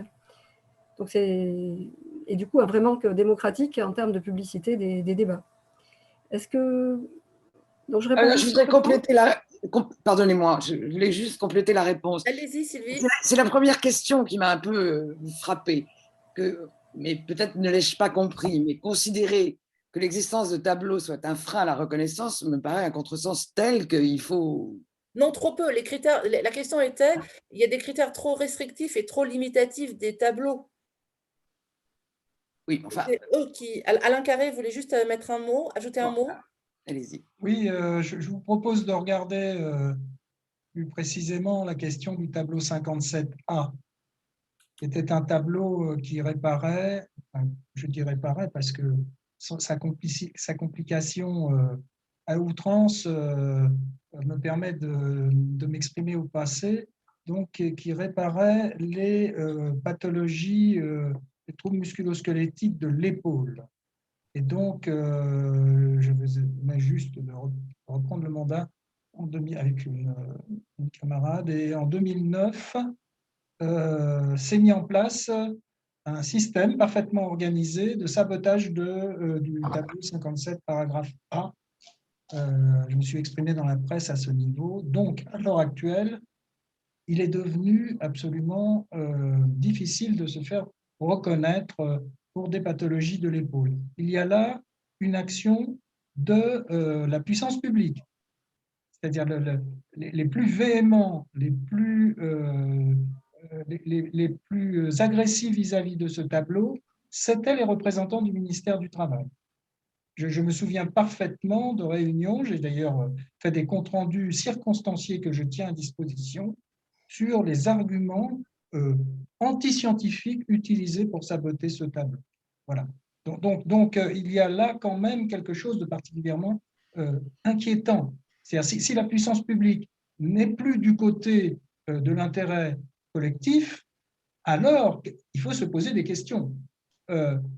Quant à l'amiante, enfin, je suis désolé de le dire ici, mais l'amiante, c'est grâce au FIVA, le seul cancérogène qui a une indemnisation, je dirais, moins défavorable. Je ne dirais pas totale, hein, bien évidemment. Hein. Donc ça, c'est quelque chose qui est… c'est un mauvais exemple, l'amiante et indemnisation. Par contre, à l'heure actuelle, on veut mélanger deux fonds, en particulier mettre un autre fonds avec le FIVA. Ça va noyer ces procédures hein, qui deviennent de plus en plus difficiles. Et puis, il y a une autre réparation intégrale, je tiens à le dire quand même, parce qu'on informe un large public, c'est la faute inexcusable de l'employeur. La faute inexcusable de l'employeur qui n'est plus aussi efficace depuis que la Cour de cassation a mis fin à l'obligation de sécurité de résultat. Voilà. Donc, il y a quand même une convergence à la fois des cours, hein, disons des juridictions suprêmes, de nos cours suprêmes, si je puis dire, et une volonté des exécutifs successifs, je n'en vise aucun, des exécutifs successifs pour en finir avec la présomption d'imputabilité. Quand on sabote des tableaux, quand on les rend plus difficiles d'accès, c'est qu'on conteste la présomption d'imputabilité. Hein, de même, Madame Guis décrit très très bien la question de l'introduction de la dosimétrie à l'intérieur du tableau des rayonnements ionisants. On est quand même dans quelque chose de parfaitement organisé. Alors, il y a d'autres… Si je peux ajouter un point, Emmanuel Henry. Allez-y, j'allais vous donner la parole. Non, c'était pour continuer sur cette question des tableaux. Je pense qu'en effet, il y a, enfin, ce que montre l'ouvrage à partir de différents exemples, le tableau historique sur le saturnisme, les tableaux sur les cancers professionnels, celui des TMS que vient d'évoquer Alain Carré. Je pense qu'il y a aussi un problème de restrictivité des tableaux, je pense qu'il est assez clair, y compris dans le domaine de l'amiante. Une des raisons, Maître Topala, vous indiquiez la faiblesse des reconnaissances en 1996 de nombre de cancers liés à l'amiante. Une des raisons, c'était le délai de prise en charge de 15 ans pour les mésothéliomes. C'est-à-dire, on a un cancer qui a un délai de latence de 30 à 40 années, et si le délai de prise en charge était limité à 15 ans. Donc, c'est vrai que jusqu'en 1996, même si on avait un tableau qui permettait sur le papier la reconnaissance des mésothéliomes, en pratique, elle était interdite justement par la limite du délai de prise en charge. Donc, alors c'est vrai qu'il y a beaucoup de facteurs qu'on peut évoquer sur la non-reconnaissance des maladies professionnelles, mais je pense que les modalités d'écriture des tableaux et les détails, comme les délais de prise en charge, peuvent avoir des effets très, très lourds en termes de non-reconnaissance des cancers professionnels et des maladies en général. Très bien. Il y a encore d'autres questions justement sur ces tableaux. Peut-être c'est pour vous, Jean-Noël Jouzel. Pourquoi y a-t-il aussi peu de tableaux alors qu'on a des centaines de substances classées cancérigènes avérées par le CIRC ou par l'Union européenne, par l'Europe? Vous avez parlé aussi, alors ça c'est une autre question, des maladies inscrites au tableau, quid des maladies non inscrites, en particulier les cancers dus aux ondes des champs électromagnétiques. Alors, la personne qui pose la question parle d'un récent cluster dans une entreprise de la région parisienne, dans un périmètre très restreint, 9 personnes atteintes d'un gliome, 8 décès à ce jour. Aucun salarié n'a vu sa maladie reconnue après un parcours du combattant. Comment on peut expliquer ça? Bonjour, merci. Bonjour. Merci. Vous avez 2 lourdes questions. Oui, de l'ordre de questions. Mais pourquoi si peu de tableaux? Le livre apporte pas mal de réponses. C'est à la fois un processus historique long et le livre revient dessus. Quelle que soit la période où on le prenne, à part de rares fenêtres de temps après la Deuxième Guerre mondiale, autour des années post-mai 68, la rédaction de nouveaux tableaux de maladies professionnelles ou l'élargissement des tableaux existants a beaucoup plus dépendu de l'état du rapport de force entre partenaires sociaux que de l'état des connaissances scientifiques. Disons que c'est un savant mélange des deux. Et ce rapport des forces, il est structurellement plutôt défavorable aux représentants des travailleurs. Et puis, les choses sont pas néanmoins stationnaires, elles évoluent. Mais le verre est toujours à moitié vide ou à moitié plein. Je reviens sur le débat sur la scientifisation, le fait que de plus en plus, c'est par des agences, notamment par l'ANSES, que passe la rédaction des tableaux, et donc moins par les partenaires sociaux. On peut voir ça comme une avancée, et à certains égards, ça l'est sans doute. Mais il faut aussi être attentif à la manière dont la science se transfère vers la politique, et au fait que les formes de connaissances scientifiques les plus à la pointe aujourd'hui sur les questions de cancérogènes professionnels, notamment, ne sont pas forcément les plus simples à traduire dans les termes du droit et notamment dans les termes médico-légaux de la reconnaissance des maladies professionnelles et des tableaux. Notamment le cas de l'épidémiologie. Il y a de plus en plus de données épidémiologiques sur les liens entre travail et santé. Et c'est important de les prendre en compte, mais elles sont très difficiles à intégrer dans les tableaux parce qu'elles collent très mal avec la notion de présomption d'imputabilité. Par définition, ces données épidémiologiques, elles tendent à montrer la plurifactorialité des pathologies. Et donc, à la fois, elles indiquent qu'il y a des maladies qui sont liées à des facteurs de risque professionnels, mais dans le même temps, elles indiquent qu'il y a des facteurs extra-professionnels qui peuvent les causer. Donc, c'est compliqué de les intégrer. Ça veut dire que les progrès de la science avance, mais les progrès de la science sont difficiles à mécaniquement traduire dans les tableaux. Donc, ça, c'est une autre explication aussi de cette inertie. Voilà. Et alors, la voie complémentaire, quand il n'y a pas de tableau, elle existe, on y a fait allusion depuis 1993. Ça reste quand même souvent un parcours du combattant, notamment pour les pathologies complexes. Parce que, contrairement au tableau, la présomption de l'imputabilité ne s'applique pas. Donc, il faut que la victime fasse la preuve qu'il a bien été exposé et qu'il y a bien un lien entre sa pathologie et son exposition. Voilà, d'où le fait qu'il y a encore énormément de pathologies, qu'elles soient inscrites dans les tableaux ou pas. Il y a 1001 raisons pour lesquelles il est difficile de faire reconnaître les maladies professionnelles. Pourquoi? Parce que la voie complémentaire suit la vie plutôt. Enfin, pourquoi il n'y a pas plus de reconnaissance par la voie complémentaire? Pourquoi c'est plus compliqué? C'est plus compliqué parce que cette voie complémentaire, par définition, elle suspend la présomption d'imputabilité. Ça veut dire que là, il faut démontrer. Alors, il y a deux cas. Hein, Maître Topalov parlera bien mieux que moi. Mais il y a le cas dans lequel on a une maladie qui est dans un tableau, mais on ne coche pas bien toutes les cases. Par exemple, on a dépassé le délai de prise en charge. Voilà, là, il faut démontrer qu'il y a un lien entre la maladie et l'exposition professionnelle. Et puis, il y a le cas où la maladie n'est pas dans les tableaux. Et en fait, c'est un cas assez fréquent, notamment dans tous les cas évoqués dans la question. Là, quand la pathologie n'est pas dans le tableau, là, ça devient vraiment très compliqué parce qu'il faut fournir une preuve non seulement qu'il y a un lien, mais qu'en plus, la maladie est pas liée à d'autres facteurs extra-professionnels de risque. Donc, l'affaire est très compliquée. On passe devant un collège de 3 médecins. Et l'issue de la procédure est loin d'être garantie. Ça reste bien souvent, en tout cas dans le cas par exemple des pesticides que moi j'ai étudiés, un parcours du combattant pour les travailleurs qui y recourent. D'accord. Alors, une autre question, le professeur Fantoni Quinton a proposé d'inverser la charge de la preuve de la traçabilité des expositions vers les employeurs. Pensez-vous que cela soit de nature à faciliter les demandes de reconnaissance en maladie professionnelle? Jean-Denis Combrexel, peut-être? Peut-être Maître Topalov, puis après je parlerai, oui. D'accord, allez-y, Maître Topalov. Est-ce que inverser la charge… Vous voulez que je répète la question? Non, mais oui, pourquoi pas. Le docteur Carré, tout à l'heure, soulignait la difficulté, enfin, le fait que ne soit pas appliqué tout ce qui est exigé de l'employeur sur les fiches de poste, avec l'indication des matériaux dangereux auxquels le salarié peut être exposé, la difficulté à obtenir des certificats d'exposition. Tout ça nous fait craindre évidemment qu'on n'ait pas une complète transparence de la part de l'employeur. Et dans ce cas, la seule façon d'avancer, c'est que puisse encore se conserver ou se constituer une mémoire de ce qu'a été le travail, puisque ça a été indiqué tout à l'heure, mais on a très souvent des maladies qui sont diagnostiquées des années et des années après l'exposition. Donc, il y a aussi la question de la disparition des CHSCT qui fait craindre que cette mémoire des conditions de travail, de la dangerosité des produits toxiques se perde, parce que quand on doit effectivement soutenir un dossier de reconnaissance de maladie professionnelle, souvent, quand on n'a pas les documents qui auraient dû être établis par l'employeur, le seul recours dont on dispose, c'est d'avoir les attestations de collègues de travail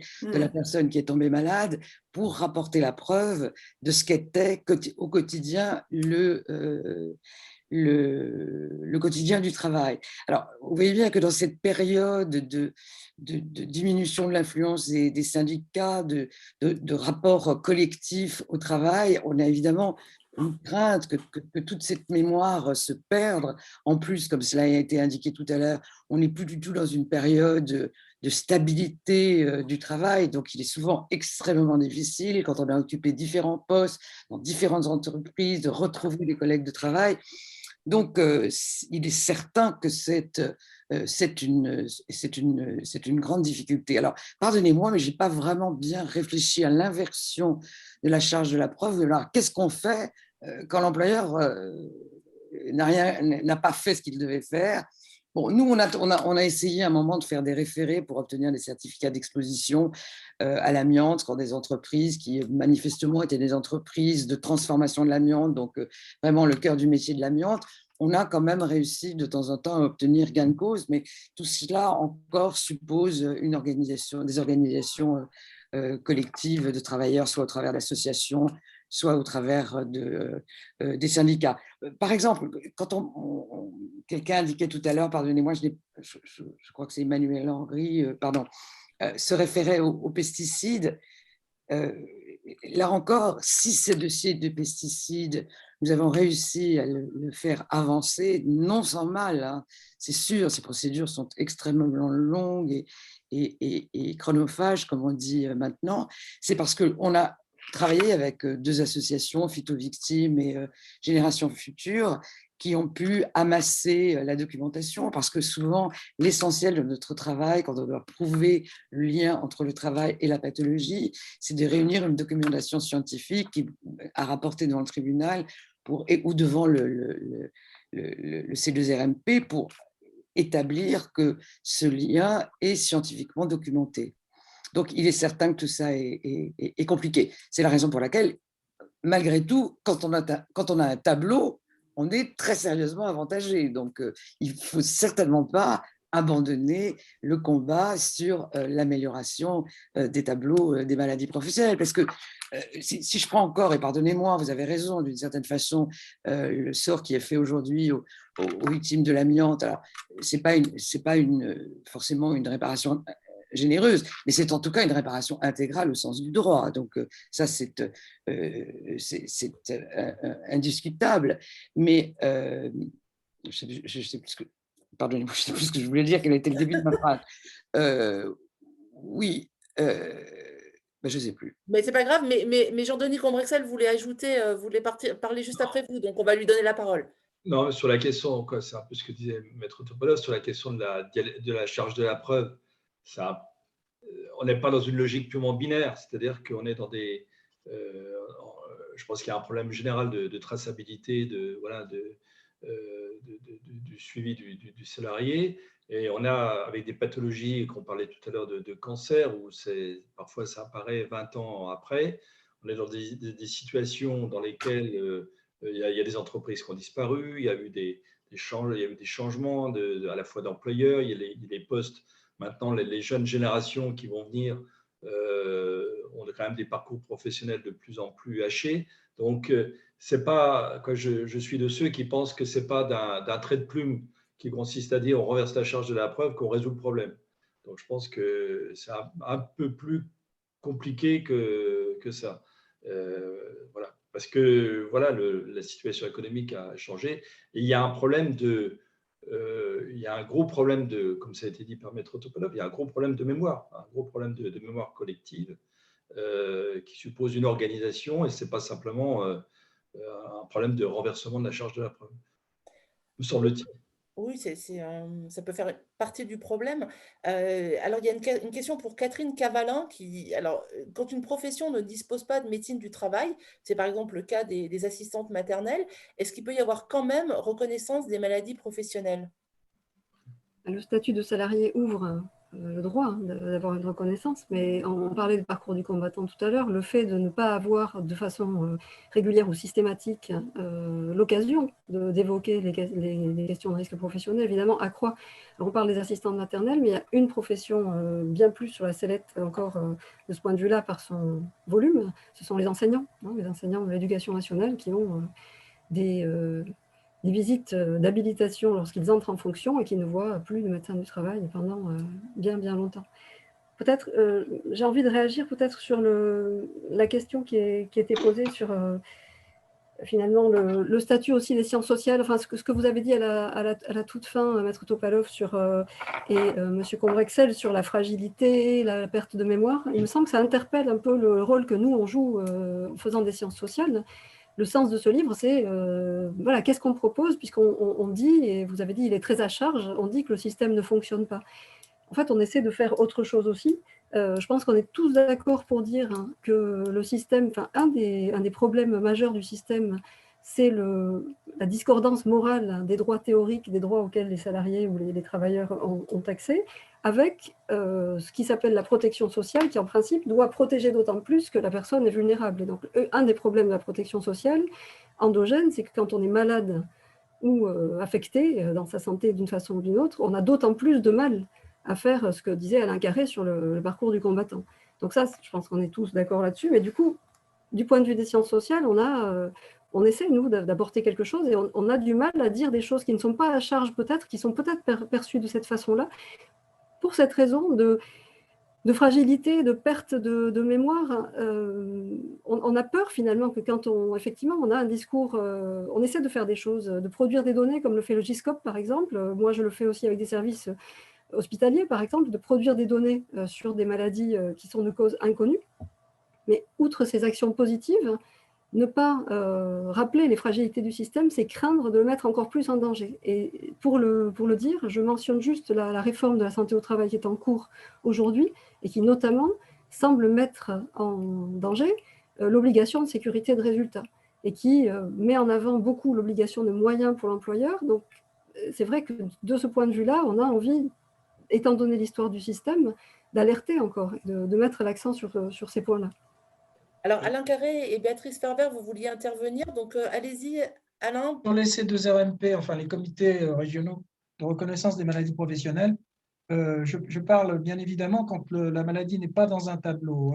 Les pourcentages sont extrêmement variables selon les régions. 8% de reconnaissance, alors toutes causes confondues, 8% de reconnaissance en PACA, 59% en Bretagne. Donc là, il y a quelque chose qui est dans le fonctionnement même. C'est un fonctionnement extrêmement opaque. C'est un fonctionnement dans lequel l'universitaire joue un rôle absolument majeur, c'est un fonctionnement qui ne prend pas en compte le travail réel. C'est-à-dire qu'en fait, le seul qui connaisse un peu quelque chose au travail, c'est le médecin inspecteur. Voilà. Donc ça, c'est une des causes profondes du dysfonctionnement des comités régionaux de reconnaissance des maladies professionnelles. Le deuxième point, c'est que c'est pour les RPS, les effets des risques psychosociaux, que l'inégalité est la plus forte. Le fait de devoir atteindre 25% d'IPP prévisible lorsqu'on a une dépression, ce n'est pas évident parfois. Hein. Le médecin conseil déjà évacue tous les cas qui n'ont pas 25% d'incapacité prévisible. Donc ça, c'est le premier point. Le deuxième point, c'est là où les employeurs se retournent contre les médecins au Conseil de l'ordre des médecins. Et c'est là où le côté scandaleux du fonctionnement de ces instances, qui a été, je le dis, mais ça a été prouvé par la Cour des comptes, il y a un rapport récent sur le fonctionnement. On est dans un fonctionnement très, très proche quand même du tribunal des forces armées. Il est temps de mettre fin à ces juridictions d'exception. Moi, comme médecin, je veux bien être poursuivi devant un juge normal. Voilà. Quand on est devant ces instances, je vous assure, c'est le tribunal des forces armées. J'ai l'impression, quand je défends mes collègues, que vraiment ça ne sert à rien. Voilà, parce que j'ai en face de moi des gens qui sont déjà circonvenus. Voilà. Donc j'insiste beaucoup là-dessus parce que malheureusement, dans notre société, les effets des risques psychosociaux montent en flèche à l'heure actuelle, hein, en particulier dans cette période épidémique. C'est les effets de l'isolement des salariés, télétravail, j'en rajoute pas. Disons que dans la forme des entreprises actuelles, c'est quand même une maladie très, très en inflation. Donc, si effectivement, il y a cette espèce de goulet d'étranglement du C2RMP avec ses 25%, et ensuite des plaintes systématiques des employeurs contre les médecins dans les instances sur la qualité desquelles je me suis déjà prononcé, là, ça commence à devenir quand même très, très gênant. C'est-à-dire qu'en fait, la question des risques psychosociaux devient invisible. C'est un peu ce que j'ai tracé en termes de traçabilité pour les cancers, les agents chimiques dangereux. Alors, Béatrice Pervert, vous vouliez aussi ajouter un point? Oui, je voulais revenir sur la question des tableaux et des critères de reconnaissance. Pour les cancers professionnels, je ne sais pas s'ils sont en inflation. Quand on regarde les données summaires, ils sont plutôt la proportion des salariés exposés aux cancérogènes est plutôt en baisse. On a travaillé pas mal sur l'analyse justement de ces expositions aux cancérogènes dans le cadre de l'enquête périodique summaire. Et je pense que c'est, comme dit M. Combrexel, effectivement, heureusement, une mobilisation d'un certain nombre d'acteurs pour faciliter l'accès à la reconnaissance. Je rejoins ce qui a été dit sur les tableaux de maladies professionnelles qui proposent un cadre et aujourd'hui, dans cette démarche le plus haut, je dirais, niveau de preuve, puisque voilà, il y a les tableaux avec un certain nombre de critères. Néanmoins, on peut se poser la question au regard de l'évolution des connaissances. Donc là, je parle à nouveau de ma perspective de cancérologue sur les cancers. Est-ce qu'un certain nombre de données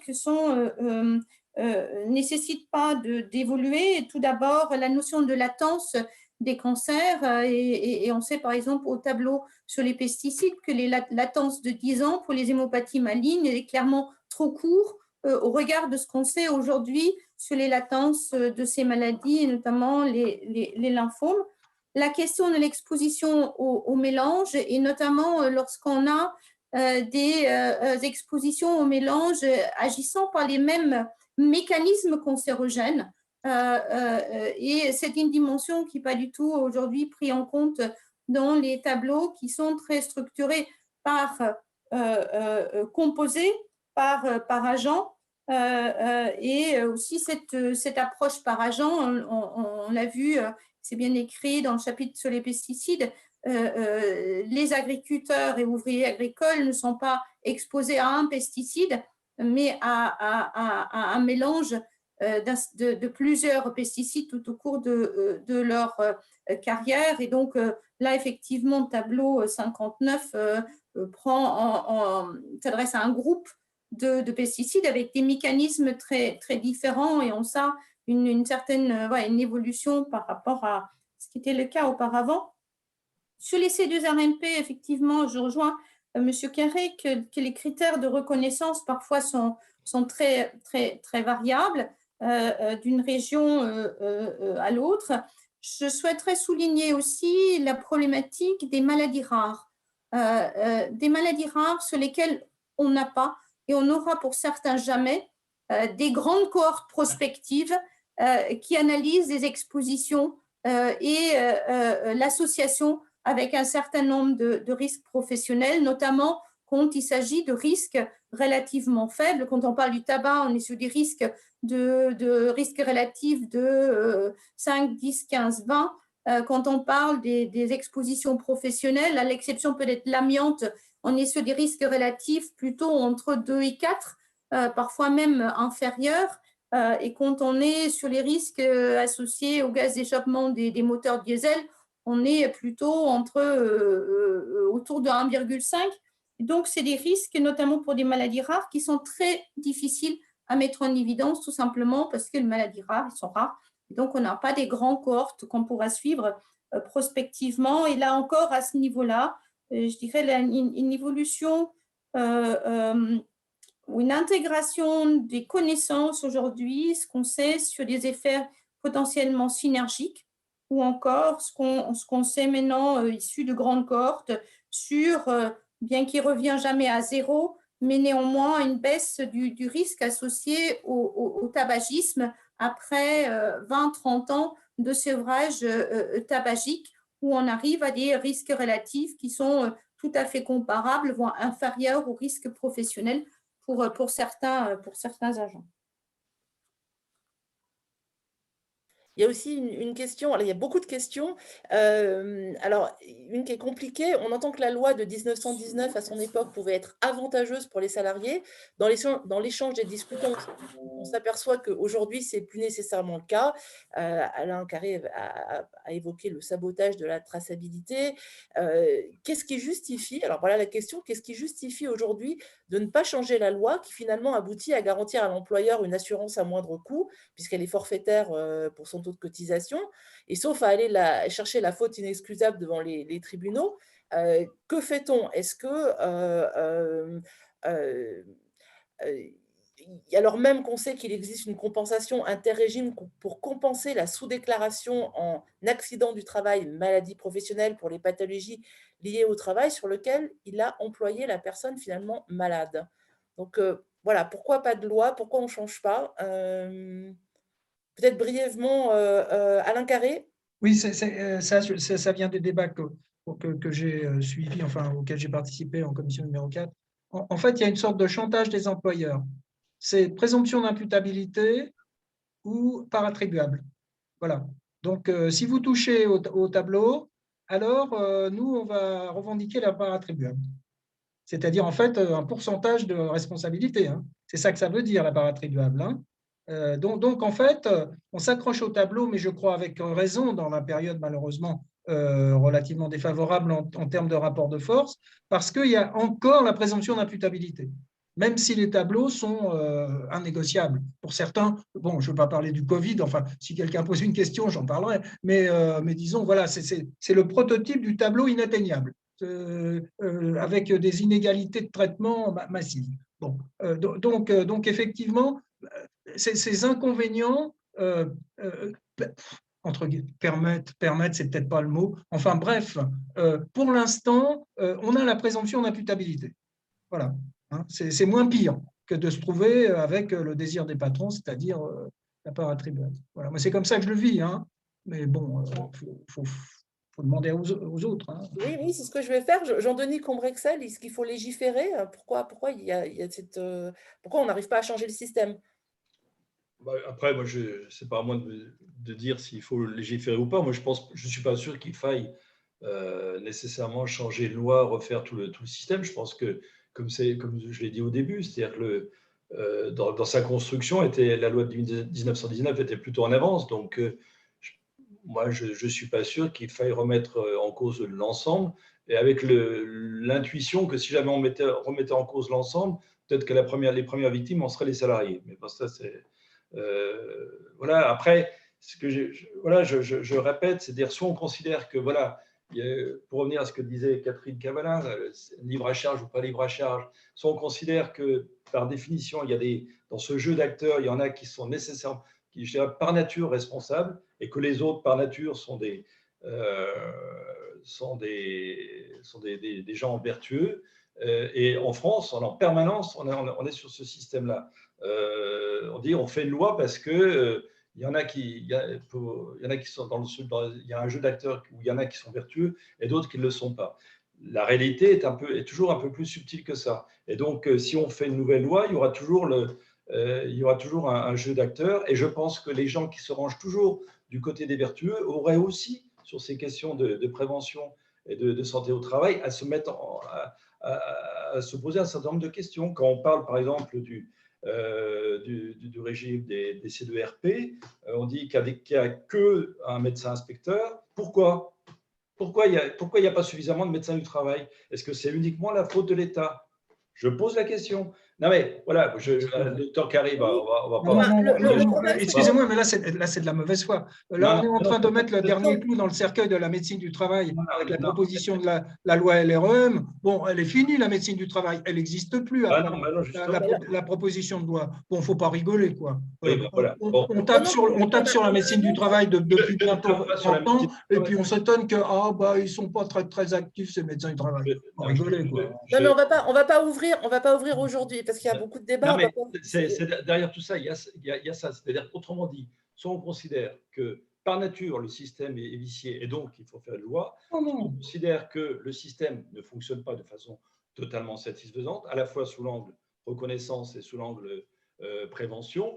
Et dans ce cas-là, on regarde chaque acteur, en quelque sorte, doit s'interroger pour savoir ce qu'il peut apporter. Au fait, je ne mets pas en cause la médecine du travail, mais je dis que parmi les questions qui doivent être posées, il y a aussi des questions internes à la médecine du travail, de même qu'il y a des questions internes aux entreprises, qu'il y a des questions internes aux syndicats, qu'il y a des questions internes à l'État, et que chacun doit se poser un certain nombre de questions, plutôt que de dire en permanence, refaisons une nouvelle loi, parce que chaque fois qu'on aura fait une nouvelle loi, on se retrouvera avec les mêmes problèmes si chacun n'a pas essayé